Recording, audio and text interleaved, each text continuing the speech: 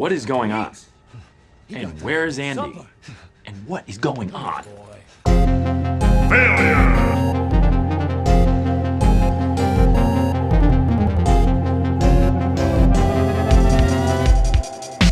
Let's do this. Go!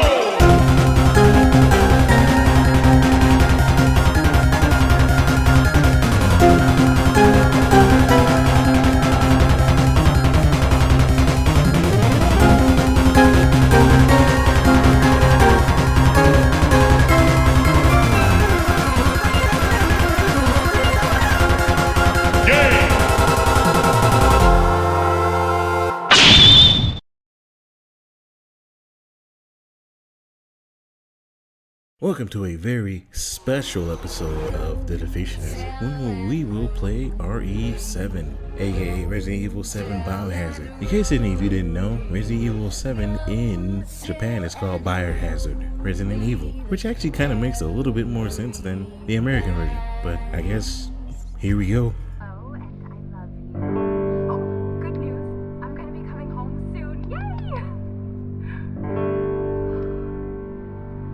I cannot. Alright, to get started with this story, I'm going to say it right now, a lot of this game has nothing to do with any of the previous Resident Evil characters that you know. We're actually a completely different character named Ethan Winters, a person that you definitely don't know until you've played this game. He's pretty much drawn into Louisiana from a message from his wife, who is named Mia.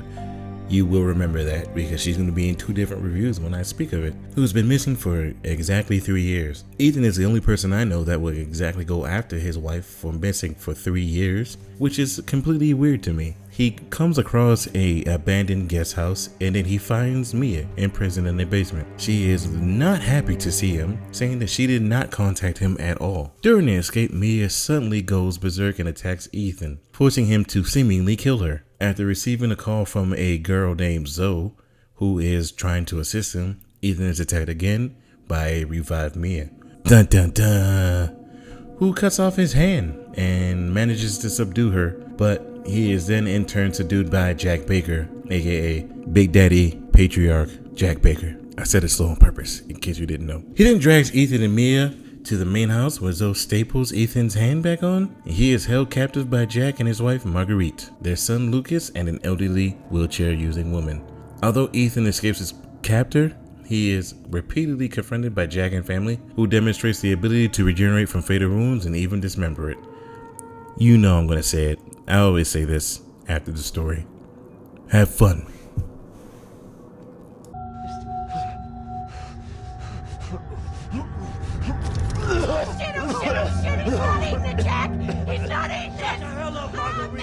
First things first, I do want to say this. I do like the fact that this game is returning back to its roots of being a very survival horror type of game, less action oriented. Therefore, when it comes to the guns, you barely get any ammo. And if you do get ammo, you gotta reserve it by saving it for headshots or saving it for situations where you genuinely need it. Sometimes it is better to just run past your enemies and then just run at them and shoot them up and then destroy everything. Where you can just, probably throw like a flashbang and run for your life. It kind of reminds me of Resident Evil of old, where again you were very claustrophobic and there was sometimes nothing you can do in a situation unless you genuinely had a knowledge of where ammo and stuff was, or you can save your ammo for situations like being stuck in the hallway with a very regenerating monster. And due to the fact that you are using Ethan Winters, considering that he is not a soldier or a cop or anything like that, he's very weak and he's very inexperienced in fighting, so therefore it's always better to reserve your ammo or try to level him up to a point where he is very good at shooting. And just like previous Resident Evils prior to 5 or 6, there are puzzles in this game that actually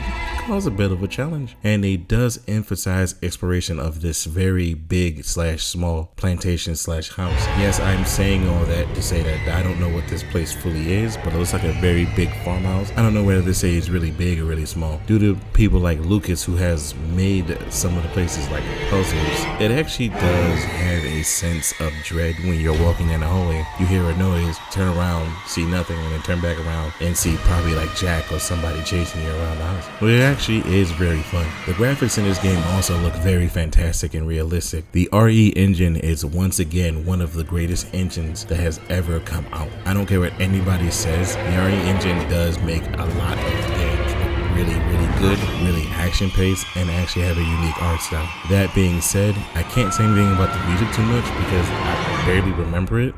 So by the time I'm done making this review here, I'm going to probably look at the soundtrack and then probably use a generic soundtrack for this one. I do apologize about that, but like I said, I can barely remember the soundtrack of this game.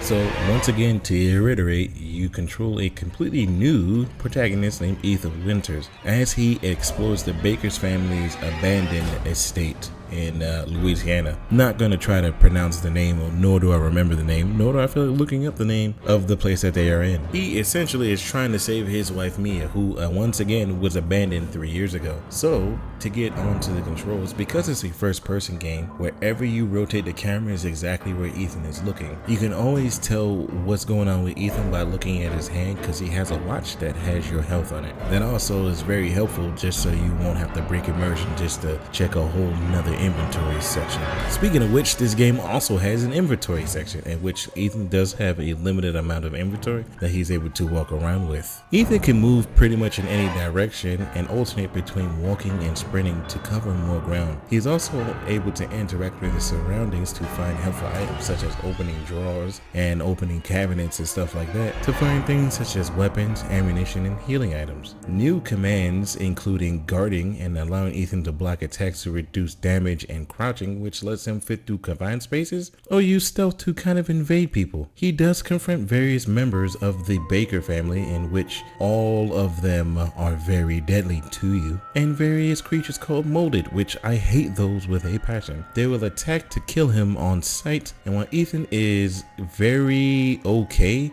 he is still a civilian, so he is not really good with these weapons. Therefore, even starting off, he has very terrible weapon sway. So you do have to make him better. And that's why I said he has relatively minimal combat experience. But you can find various melee weapons from around everywhere in this game, like a pocket knife. You can even get a chainsaw at some point during a boss fight, and various handguns and shotguns and a flamethrower. Just, good luck with keeping up with the ammo for a lot of those weapons. And of course, with this game, I do like the fact that he can aim and aim down sights or hip aim, which is very good. And that's why I said you have to have good aim to kind of hit some of the vital spots of some of these enemies, or you're gonna die.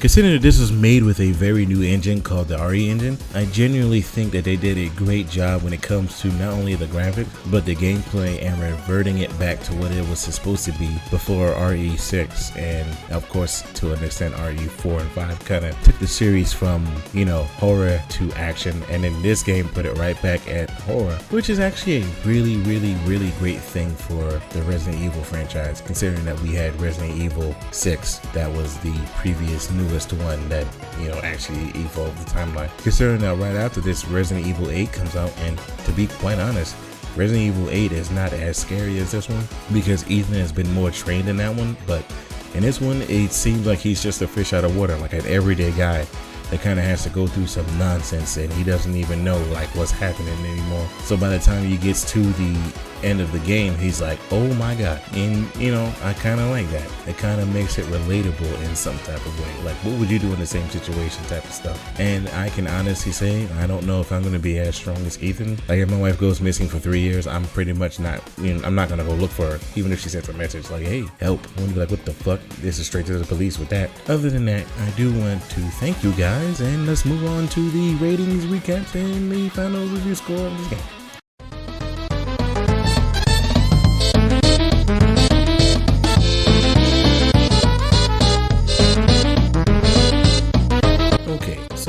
make a change to the challenge portion of these reviews. I'm going to actually talk about the challenge of beating the game. So here we go. First of all, I want to say the challenge of this game is actually trying to figure out the puzzles. The puzzles are not really handholdy. Some of them are a little easy, but some of them are a little complicated, especially if you're trying to figure out where you need to go inside of this estate. I was going to say mansion again, but it's not a mansion. It's definitely a farm, compound, whatever it is. But like I said, just trying to figure out where to go and what to do next can be a little bit daunting.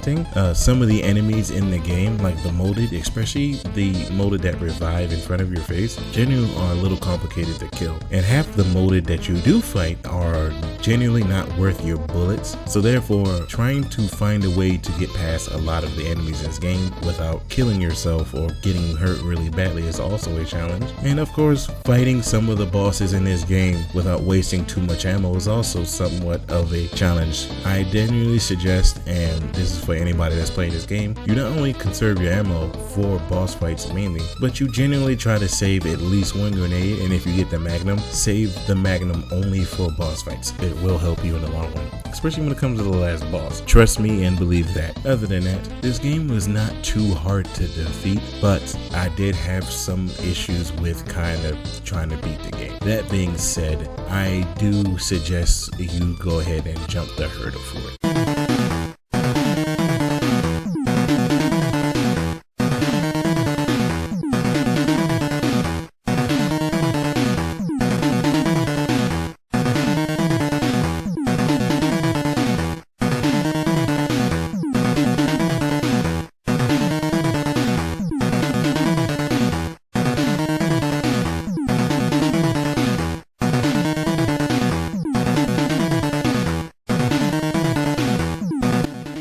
This game gets my Defeationist rating of definitely play and beat this game. You're gonna have a lot of fun. You should seriously consider becoming a screenwriter. What in the actual fuck?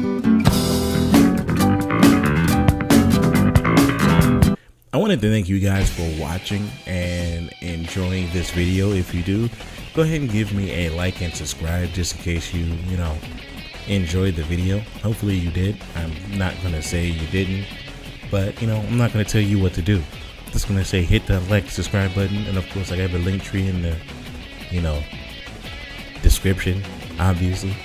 Go ahead and join that. You can join the various versions of this channel, and of course subscribe to the Patreon. So if one day we can actually turn this into a full-time job, in which at that point I will go past 300 episodes, but we won't know till we know. That being said, I am, holy cow, we're in the 30s, guys. Woo, let's go ahead and push it till we get to the 300. We're almost there.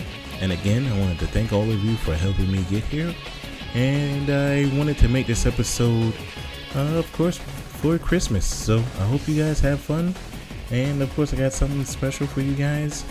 And then the next year, we're going to go back to 2 a month. So have fun, guys.